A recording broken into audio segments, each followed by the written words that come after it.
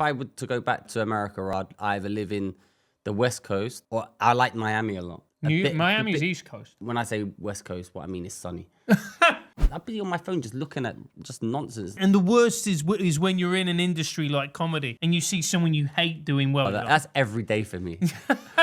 I did a monologue and I did loads of jokes about Bonnie Blue and Lily Phillips. She saw it. Oh, did she? And she's coming on the show. You think she's going to suck you off?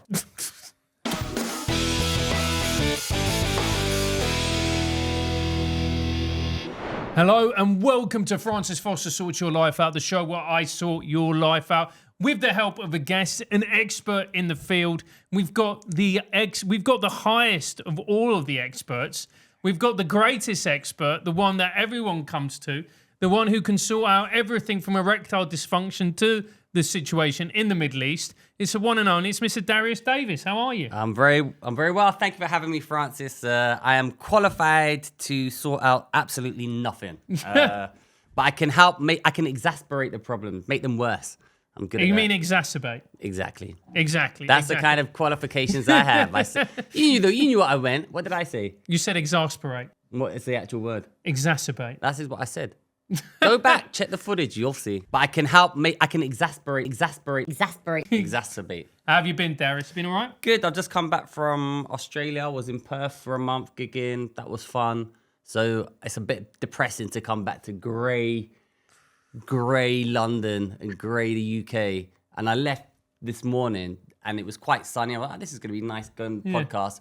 The train was delayed because there's like people trespassing on the line to promote mental health. And the longer the train was delayed, the grayer and windier and wetter it got. So I started off the more like, hyped. And now I was a bit depressed, but this coffee will pick me up. This coffee will pick you up. Well, welcome. We're going to put our audience's questions to you. So let's see our first question. Dear Francis, my partner keeps trying to make our relationship go viral on TikTok. I didn't sign up for this. How do I stop being a background character in their personal influencer arc? Well, this is obviously a Gen Z. This is a Gen Z relationship, right? Yeah. Basically, what you need to understand, this relationship's not going to last, right? You're in your 20s. It's not happening. It's over. It's not going to last. So just, either be the background character because clearly she's insane and she needs that validation. But just know it's not going to last. So do what you want. Just I had the balls to tell her, look, I don't want everything to be on TikTok. Really? Yeah. But she's. Why don't you make her a background character in your influencer arc? That is a good point. But she's obviously quite hot. It's still not going to last. They're in their 20s. I got basically in the 20s, you got to be looking out for all the red flags that are happening in 20 doesn't matter anyway because it's not gonna last. It's the 30s is when you need to be stuff like that. That is a red flag in my opinion. Right? But it doesn't matter because it's not gonna last. But in the 30s, that's when you need to be careful about having these red flags because otherwise you end up with kids and then you're fucked, right? So this basically, my partner keeps trying to make our relationship go viral on TikTok. I didn't sign up for this. How do I stop being a background character in a personal influence arc? Just say I don't want to be a personal character in your influencer arc. There you go. That's spoken with a man with experience, a man who's lived. Yeah. Because, I mean, have you had some disastrous relationships, Darius? Yeah. To be honest, I've been the disaster in most of the relationships. Most of them have been good. I've ruined every relationship I've ever had. That's all on me. Yeah. So I take credit for that. I can't imagine you being a background character. That doesn't strike me as a Darius-like quality. Well, you know what? So I'm not on TikTok, right? But if I stop and think about this, the equivalent would have been like, I want to post all the pictures on Facebook and all that kind of stuff, right? So actually, is a question you're asking me, or asking Francis rather, I don't want to be a character in this because then it shows that you're in a relationship. Are you showing your relationship elsewhere, or is she kind of cock blocking you on the down low? Because then everyone knows you've got a girlfriend. So I don't know, but I remember that used to happen to me. I'm like, why is there no picture of us on your Facebook? I said, oh baby, it's personal Facebook. I was a bad boyfriend. Were you? What if you consider cheating being bad? I don't. I was 20. The 20s is not gonna last. It's just stupid. Having a girlfriend or boyfriend in your 20s is ridiculous. Late 20s maybe, but early 20s is just a waste of time. One of my big regrets. Really? Wow, I wasted my prime years. My prime years. I mean, I wasted hers as well. I mean, hers had more of a countdown than mine, but... But you lived in New York in your 20s, didn't you? Yeah, I lived in New York. New York was decent. It's different living in New York than it is... like going there on holiday. Yeah. Or like, to be honest, when I was, so I've lived in New York a couple of times. When I lived in the 20s, it was okay.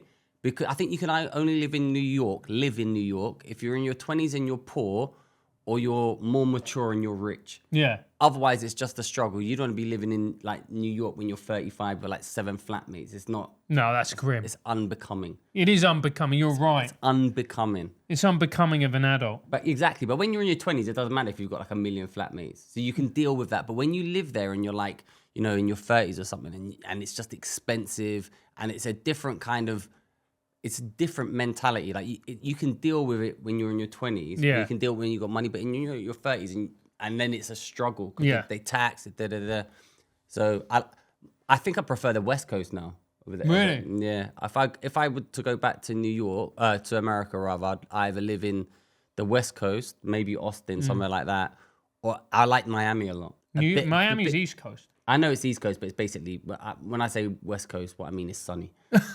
Right. Okay. But New York now is just basically like a slightly more hyped up London. Yeah. Well, what do you think? I think New York's great. I mean, if you love comedy, if you love going out, it's incredible. You've just got to be wealthy to enjoy it. Yeah. That's the only thing. Like, if you're prepared to spend $5,000 a month on an apartment, Well, that's what our rent was. It Yeah. was so expensive, and then you're like, you can't really afford anything. yeah, and then The second time I lived there, and then go out, and then you can. Where did you live in Brooklyn? Manhattan. I mean, that was a mistake as well, but Yeah.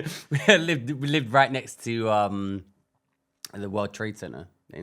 Oh, really? Wow. Okay. So, but that's the problem. And the reality is as well, is when you're in New York, you realize you're kind of in the hub of the rat race.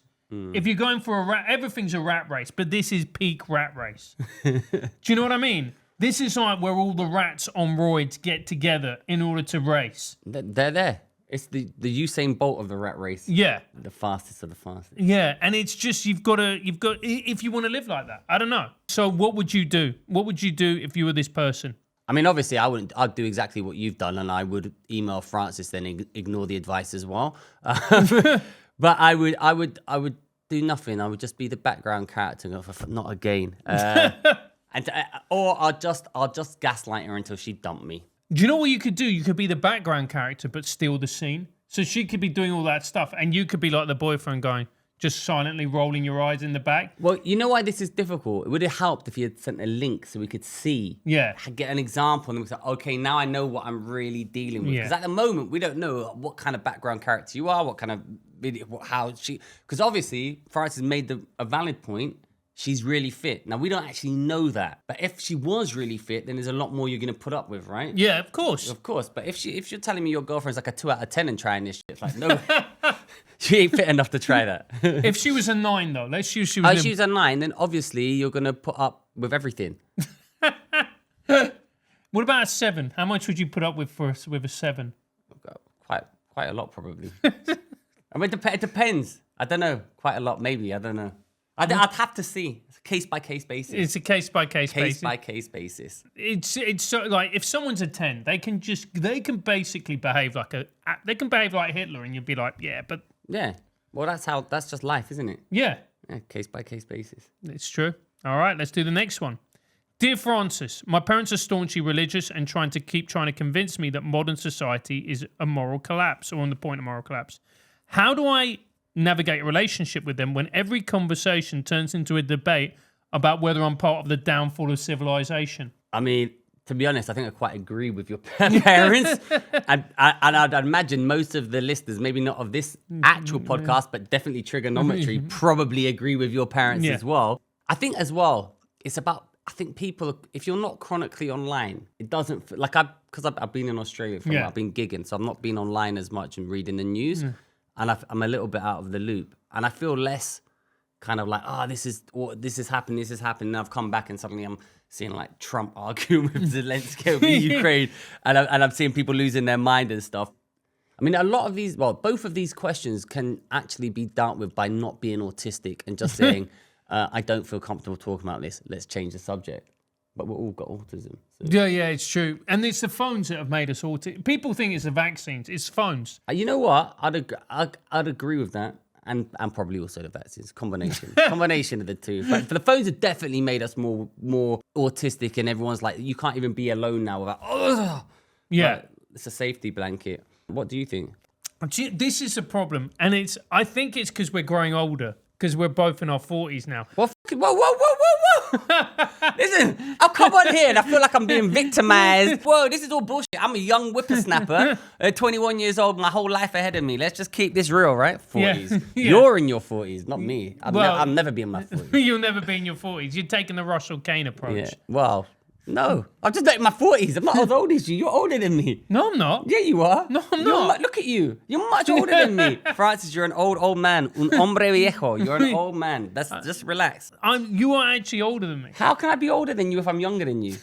Is this what your viewers want us to see? A debate about the elderliness of the geriatric presenters on this podcast? Is Probably. All right. They're looking to see us unravel.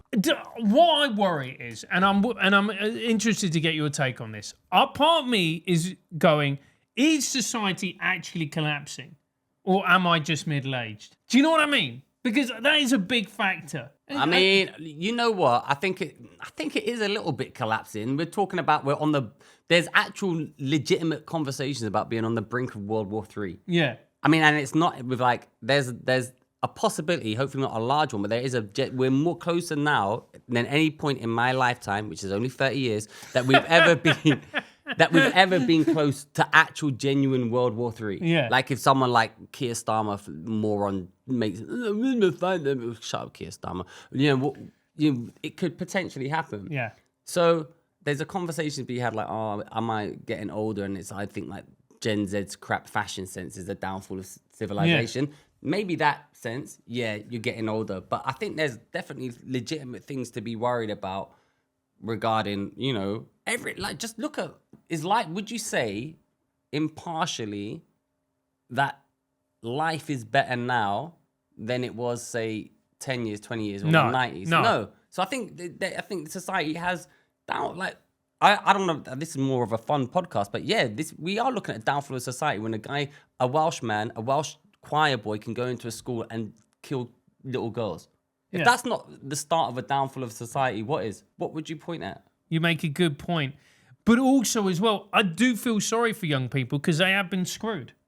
Yeah, but Jen said as well, you are also, like, I know every generation that comes after that, they always say, the next one is shit. Yeah. But Jen said you are genuinely kind of shit as a generation. Like, during COVID, I became a teacher to make money. They let me do it. And You became a what? I was a teacher. No, not a proper teacher. I was a teacher for like renegade kids who'd been expelled and stuff, right? But basically, they needed like some sort of moral male influence, right? So I was like, they brought you in. They put them foolishly, but I know I was good though because I knew what to talk to them. So I wasn't going to teach them, trigonometry and maths or Pythagoras' theorem, but I could teach them. I said, listen, look, you have to write an essay, but just write something, just put something down, get them in the mode. And I got a few of those kids into like college and stuff, and they'd never done anything. They would have no hope, and they got into college. And I said, this is for your own good if you continue this. Anyway, the point I'm trying to make regarding that is actually when I used to speak to those kids, so they were like 15 to 18 or whatever they were, they actually weren't what you portrayal of them is because you get from social media. They were actually a little bit more savvy and provocative and speaking their mind. I just think, like you said, we're all on our phones so much. Social media dictates kind of the way the world's going and what we're seeing and how we're seeing. And I think, maybe Gen Z, like, their fashion is shit. There is. Their clothes are. It's like, you look good, but you look good because you're young. Everyone look good when they're young. But someone that, like, how could you... Men of Gen Z, how have you let skinny jeans on women out? How have you swapped that for baggy jeans? And those trainers they've got. Yeah. The big clunky 90s trainers. They're ugly. Yeah. You're flipping, what do you call those? Orthopedic shoes. It is. They do wear like orthopedic shoes. They look like shit. They genuinely look like shit. They're not having... The thing is as well, it's very like... They really are group-minded. Like, you can see that. No, we're voting Kamala. But I've started to see a pushback. But, you know what I mean? You can usually predict what like if I'm in a comedy club, Gen Z, I could just say, I know this. I can extrapolate, just looking at you, everything you believe in. I could tell you down to the 10th degree what you believe in. If I look at a girl with blue hair, I know all her opinions on everything. I didn't even need to ask her. Pro-abortion, Kamala Harris, less free speech, Twitter's awful, Elon Musk is this. I can just go through Pro-Palestine. Yep. You know what's interesting about pro-Palestine? I'm pro-Palestine, yeah? So yeah. Boo that, right? What's interesting about pro-Palestine is that this is what made me laugh. Because if you looked, the people, the authorities, the people that be, right? That everyone's been moaning about. They didn't mind when they went out, voted for Black Lives Matter, and they rioted. They didn't mind. They didn't mind when them, rioting whatever. But suddenly, when it came to pro-Palestine, an actual thing that mattered and was against their causes, Israel, suddenly they're cracking down on Israel. They're deporting people over free speech issues. And it was funny because Gen Z finally put their useless activism to something that actually matters. And suddenly the powers that be were like, this is too much, crack down, get TikTok, cancel TikTok, we can't have TikTok anymore. And it's only survived because it's got a stay of execution from Trump, right? Yeah. But it's very funny that was one of the few topics that Gen Z kind of went into and which actually has significance. Actually, like, no one, like, they were like, oh, trans, like when it was trans people, right? The powers that be like, go ahead, that's fine. That's just divisive amongst the population. But when it was suddenly divisive against their cause, which actually, a cause that actually mattered, that genuinely causes real, you can see what's happening in Israel, make your own mind up. But then suddenly everything cracked down. So that was interesting. You know what I've always found interesting was the difference between BLM, the riots, and the moment people went out to protest lockdown, they were like, you selfish bastards, and you just be the... It was but this has always been the thing. It's the hypocrisy of it, right? And they're either but now you're seeing it on the right. They're being hypocritical as well. So it's both sides. For me, what I like is people who've said they're free speech absolutist, and they're like, I believe in this, so even though I disagree with this course, I'm going for this. But I've noticed the right now be like, we can't, they're pro-Hamas. It's like, man, if you support pro-Palestine, doesn't mean you're pro-Hamas. No, that's very true. Yeah. That is very true, But there we go, People love to score points off one another, which is what most of all this is. Yeah. People aren't actually interested in being pro-free speech or being principled. People just like to dunk on the other team. True, but I mean, for someone like me, I stick by what I stick by regardless. Yeah. But then not a lot of people are like that. No, it's true. It's true. You're a freedom fighter. Well, for myself, for my beliefs. For your beliefs. All right. There we go. Next. Dear Francis, I keep pretending I haven't seen people's messages. So now I don't have to reply. But now I've created a situation where I have to pretend I just saw them 3 days later. How do I escape this cycle of deception? And this is something that I know that you do. How do you know I do this? But how do you know I do this? Because you fucking done it to me. Did I? Yes. I did do this. I can't, you know what it is? I'm just too in contact. So sometimes you're just like, man, I don't want to be able to, I do this, so I can't help you because I do this exact thing. Sometimes I just don't like being able to be contacted all the time. I miss the days when I had like a rubbish phone, or even when I didn't have a phone, and I'll get back to you, or, you know what I mean? Sometimes it's just, we're too easily contactable. I don't think there's any way to escape this. I've yet to, what I do is, I'm trying to get off social media. I'm not, but it says you're online. I'm not online. You've done that to me. Sorry, I'm trying to get off social media. No, you're not. I saw you. When did I do this? Done it loads of times. Sorry, Francis. No, you're not sorry. Sometimes I get anxiety. I started to get anxiety. I never get about replying to people's messages. I just save them up and then I'll do it all in one go. Yeah, I hate it. You know what I hate now? It's like, because of the other show, Triggers got big. Like, Now everyone just asks you for stuff. They're like, hey, how about this? I want this. I want this. I'm like, yeah. I can, imagine. I mean, some, like, for you, if it's like work, like, if it's just having a chat, having a chat with, it's different. But sometimes it feels like it's like, oh man, this is like a work thing now. I've got to reply to that, and how do I say this? And so I totally get this, man. Yeah, and it's also as well, like, you've got to curate your responses. Mm-hmm.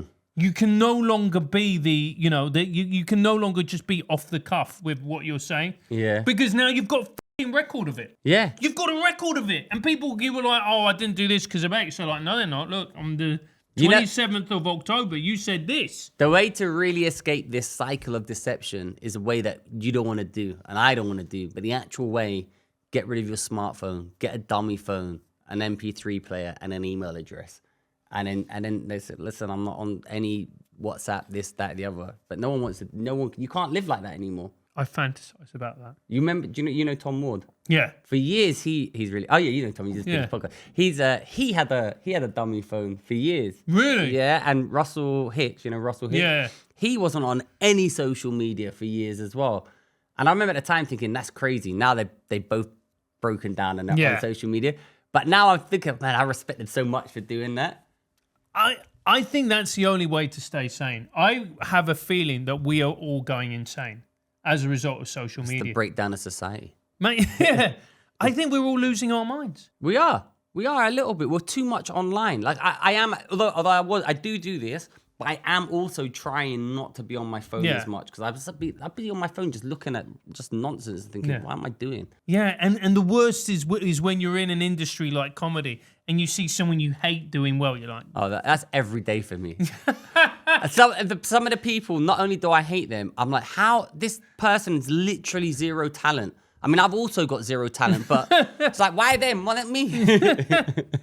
Yeah, it's just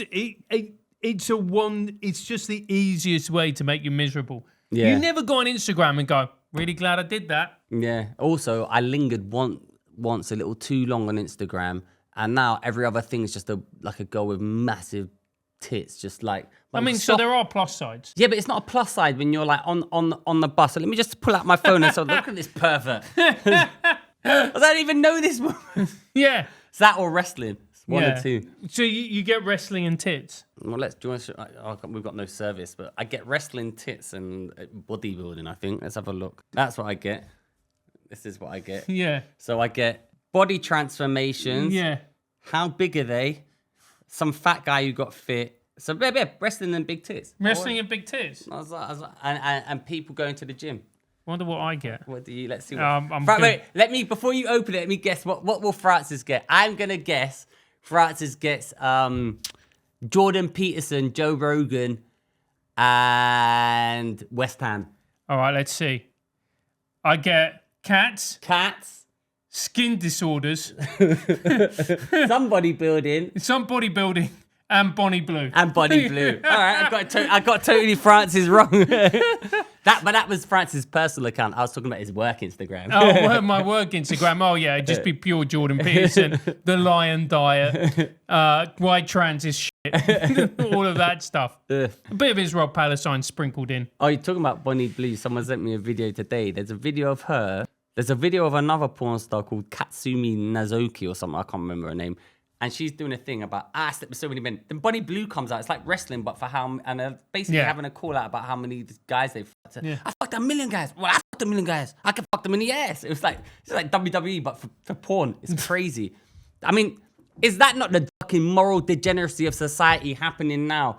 When Bonnie Blue is having sex with 82-year-old fans in... No, so here's a story. So I did a monologue and put it on Trig. It's called Why I'm Not a Fan of OnlyFans. And I did loads of jokes about Bonnie Blue and Lily Phillips. I called it like the Ballon d'Or and all this stuff, like the competition between them.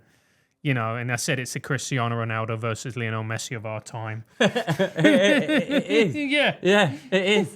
You know, and all of this stuff. Anyway, she saw it. Oh, did she? Yeah, she's... Which one? My monologue, Lily. Lily saw it, and she's coming on the show. Is she? Yeah. Are you she's going to suck you off? I bet she would, if you asked. It seems like she's quite good like that. Yeah, she is. I mean, she's accommodating. Are you single, Francis? I am, yeah. Well, then you should do it. No. Why not? Because I don't want to fucking die of something horrendous. That's why he used protection. But I couldn't do it. Could you? Well, yeah. I'm not gay. But obviously, I've got eyes and penis. Yeah, obviously I could. Really? What, you couldn't have sex with Lily Phillips? She's been with like over 2,000. I'm not trying to marry her. Would you marry her? What, right now? I probably would not. I'd probably decline her offer of marriage. I think she's not perhaps marriage material at the current time. What makes you say that? I think it was the 10,000 people. I'm not, look, whatever. I just think that's a bit. She also did a cum walk. Did you see this? Yeah. But even that is like, listen, that is kind of hot, but it is fucking it is moral degeneracy and then it's like on Snapchat or Instagram and people are like, yeah, that's fine. Do you know what it is? Like, you know when you but see now I sound like a middle-aged complaining. Oh, what, a woman can't even walk down the street with doing a cum walk anymore. What's the matter? So old. yeah, and it was literally, I mean, I'm going, do you know what? The Taliban have a fucking point, don't they? Well, not that far. There's a middle ground. Listen, what I'm trying to say is there's Taliban and there's Lily Phillips. And somewhere in the middle is the right amount of degeneracy, right? Maybe not Sharia law, pushing people off roofs, and maybe not cum walks, yeah? Or maybe, yeah, cream pies, but you don't see it. That's, you just walk out with a cream pie. But this has gone weird. I came on here thinking I'm going to have a nice, sophisticated, eloquent conversation. It's degenerated. I mean, maybe it's degenerated because... When is Lily Phillips coming? Man, he invited me to the thing the comedian Mark Simmons was on before. I would have liked to meet Lily Phillips. She probably wouldn't. No, you wouldn't. No, you wouldn't. No. I think it'd actually be quite sad. So when is she? Is she coming on here or on TRIGGERnometry? She's coming on TRIGGERnometry. Oh, is she? Yeah. She'd probably be an interesting guest. Yeah. So I think she's like, because she's from seemingly a well-to-do background. I like the way you snuck in seemingly in there, seemingly. Well, just from her accent. I mean, I don't really know. But, you know, like the thing is, her argument will be, I'm now a multi-millionaire. I've set myself up for life. I can provide not only can I provide for my immediate family, I probably can provide for generations of my family. I don't have to go, like, in some ways, her argument will be, yeah, well, it's filthy, but you're selling yourself when you go into an office 9 till 5. I'm selling my body. That will be that. I imagine that will be her argument. Yeah. Or her take on things. So in some ways, like she's like, and in 2 years' time, the thing about also one other thing that you always have to bear in mind, and you'll know this because you work within the internet space, is like everything moves so quickly. There's going to be a Lily Phillips tomorrow, and people will forget her. And in a few years' time, little rebrand, no one will know about her past. You know what I mean? Unless you search it, I think. Yeah, but the internet's forever. That's the problem. The internet is forever, but but what I'm saying is it's so like Donald Trump almost got assassinated, and a week later, no one even, like, it's just gone. Yeah. Like, we literally watched it live on CNN, conveniently the only time they were there to watch a Donald Trump rally. But like a week later, it's like, oh, forget about that one. What about the other guy? I mean, it's so quickly to move on. Yeah, it is. And that's, I think, part of the problem is no one can remember anything anymore. Yeah, we've got memories like a fish. Yeah, it's just something happens which everybody freaks out about, sometimes incorrectly, but sometimes you go, no, this is genuinely like a moment which the world could change. As in with the Trump assassination attempt. And next week, everyone's like, yeah, well, Lily Phillips is walking around with cum on her face. Yeah, it's incredible. It's incredible how quickly the narrative can shift and change. But it's funny that she got in touch with you and that she's coming on your show. Yeah, it is. So I'm sure we're going to have a good conversation. You know what that means, though? What? Google's her own name. Of course she does. And I kind of respect that. Dear Francis, I love my partner. But are all of your listeners like in relationships or something? Yeah. Is this like a relationship dating advice? He's single. Why are you asking him for dating advice? What's he know? Yeah, but that's why we bring you on. Well, what do I know? I love my partner, but I cannot stand their friends. Every group hangout is like emotional waterboarding. Do I fake a personality change or accept that my weekends will always be a hostage situation? I mean, this is man. I tell you what I realized. What I think. What men want when they want someone, you know, they can be with, but they want their own space. And basically, I think the dream for a guy is to be able to just come home and do nothing. Yeah. Just watch TV or just do nothing. I don't know. I've had this where you have to go out and do stuff, and you're like, oh, fuck. And you got to be nice, and it's an effort because you got to turn yourself on. You'll be, and it's not physically tight, but it's mentally tiring, right? And then you've got to be nice. Like, man, I just don't like these people. I think honestly, most of all of these are just like, if you have these conversations at the start when they happen, and you put your foot down. In my experience, women respect that more than if you drag it out and then eventually you blow up like 2 years down the line. Why don't you say something in the week and then it's done? So, I mean, if that is the actual case, then you just go say, I don't want to do it, I'm not interested. Or invite them out to hang out with your shitty friends. That's the difference, right? This is the difference between men and women, right? We'll get drunk, right? And we'll come home, we'll really silently open the doors, creep up. Yeah. Women will come and jump, they just don't give a shit, and it's the same with that. Like, make her hang out with your friends and play FIFA all weekend and see how she likes it. I say, we'll just do this 1 weekend your friends, 1 weekend my friends, and when she sees how annoying it is to hang out with you and your friends, she'll stop making you hang out with you and her friends. That's my opinion. That is good. What happens if one of her friends is really fit? What do you do then? Well, I mean, listen, there's no one hotter than your girlfriend's friends or her sister. That's just the rules of life, right? That's how it is. What happens then is that you imagine random scenarios where they offer you a threesome and for some reason your girlfriend's in on it. Like, yeah, that's fine. And you're like, oh, cool. It's like when you're at work and there's a really fit woman in the office and you just come up with like scenarios where the printer's broken and like you're the only guy who can fix that printer. You know that's a fantasy because you can't fix a printer. But I can fix something else. That penis. No, that was. You know what? It's so true. It's so true. Like, you know, it was always like your mate's sister she was hot. And it was a dual thing because not only was she hot, but you could also rip your mate about having a hot sister. 100%. But there's no one hotter than your girlfriend's sister. Really? Or your girlfriend's sister or your girlfriend's friends. It's just because you know why? It's just because they're in your orbit and there's basically what makes a woman attractive to men, right? Obviously, you've got attractors, but what actually makes a woman attractive is the ability to maybe have sex with them. Yeah. That's why Lily Phillips and Bonnie Blue are really quite successful. I mean, yeah, they are whores. They're like grade A Premier League, Champions League level whores, right? But what actually is attractive to them, to most men, is they're just fit enough that and actually they can pull them, but they're just fit enough that in real life you think, I could maybe pull her. Yeah. But you couldn't pull someone like, I don't know, Jennifer Lopez or like, you know, that's out of my league, right? Yeah. I mean, when I say my league, I mean your league. but you know what I mean? Like, so like that, so when you're with your girlfriend and you see her sister, you think, I could maybe. And it's within my orbit and I'm seeing that. Yeah. It's that kind of thing. Like, you know, if I was at the top of my game, you know, and I had, you know, and I was on point. Also, the truth of the matter is I really feel sorry for women because men are so fucking deluded. Like, you'll get a cup of coffee from Starbucks and the woman will like hand it to you and she'll smile, have a nice day. And if she did that to a woman, I'm like, oh, that's nice. She does it to a guy and we just think, I think she wants to fuck me. I think she wants to have sex with me. It's my coffee order. Americano with milk. Let's go. It's true. Yeah. It's true. But you kind of have to think like that as a man. Otherwise, you'd never get laid. I don't know how I got laid, man. I think in your 20s, well, I don't know, for me, I think as I get older, I'm more confident in myself and who I am. And I think you get more, like, suddenly you get more presence. Somewhere. Also, when you're in your 20s, even though you might be kind of mature, you still look boyish to women. Yeah, you do. Yeah, you do. With certain exceptions. Yes. Have we got time for one more? Is that it, Jack? We've got one more. One more. Let's make it a good one. Have we helped anyone out? Probably not.